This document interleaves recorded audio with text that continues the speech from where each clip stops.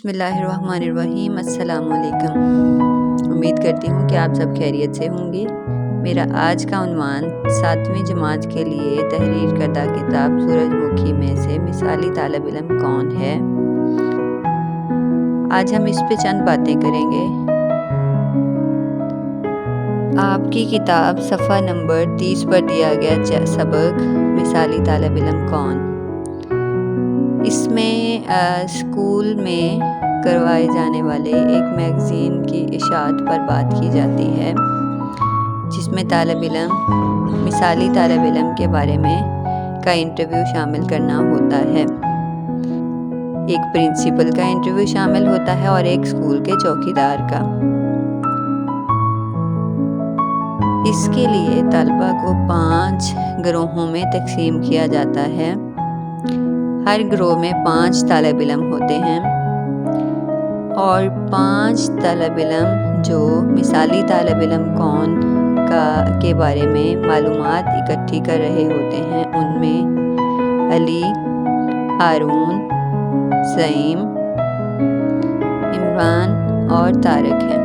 جب ان کو مثالی طالب علم کا انٹرویو لینے کے لیے کہا جاتا ہے تو پہلے تو وہ بہت پریشان تھے کہ وہ کس طرح سے ایک طالب علم کا انٹرویو لیں گے۔ بعد میں انہوں نے اپنے اساتذہ سے پوچھا کہ مثالی طالب علم کون ہے، تو اساتذہ نے ان کو کچھ جوابات دیے۔ اب آپ کے خیال میں مثالی طالب علم کون ہوگا؟ جو سب کی مدد کرتا ہو، اچھے نمبرز لیتا ہو، صاف ستھرا یونیفارم پہنتا ہو، اپنی کتابوں کو صاف رکھتا ہو، والدین کی عزت کرتا ہو، ان کے کام میں ہاتھ بٹاتا ہو، روز اسکول آتا ہو، دوسروں کی مدد کرتا ہو۔ یہ تمام تر خوبیاں ایک مثالی طالب علم بننے کے لیے کافی ہیں، اور ایسی ہی تمام خوبیاں دہم جماعت کے ہیڈ بوائے عبداللہ میں تھیں، جن کو ان تمام بچوں نے اس انٹرویو کے لیے چنا، جس میں عبداللہ نے اپنی کامیابی کا راز بتایا کہ وہ اساتذہ کی عزت کرتا ہے، سب کی مدد کرتا ہے، اپنا کام وقت پر کرتا ہے، وقت پہ سوتا ہے، وقت پہ جاگتا ہے، صاف ستھرا یونیفارم پہنتا ہے، معمولی سے بخار میں بھی وہ وقت پر دوائی لیتا ہے اور جلد ٹھیک ہو جاتا ہے، اور یہ تمام تر خوبیاں اس کے مثالی طالب علم ہونے کے لیے کافی تھیں۔